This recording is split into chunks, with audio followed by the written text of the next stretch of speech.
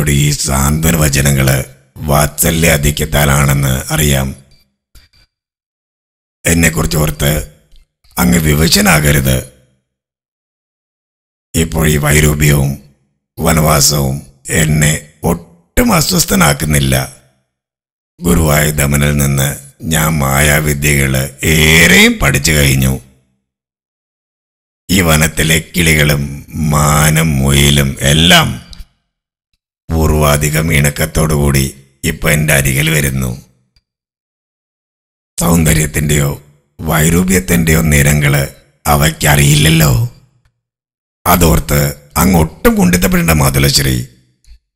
ശ്രീഹരി വാഹനമായ ഗരുഡ ഭഗവാൻ സ്മരണ മാത്രയിൽ എനിക്ക് തുണ നൽകുമെന്ന് സത്യം ചെയ്തിട്ടുണ്ട്.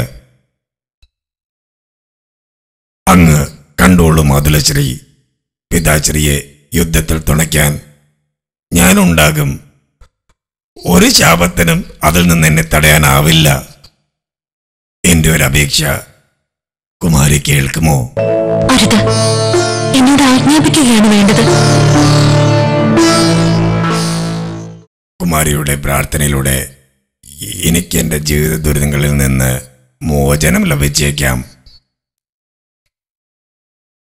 പക്ഷേ പിന്നെയും ഈ വിരൂപനെ പരിചരിക്കാൻ നിൽക്കാതെ കൊട്ടാരത്തിലേക്ക് മടങ്ങുവാൻ ദയവുണ്ടാകണം.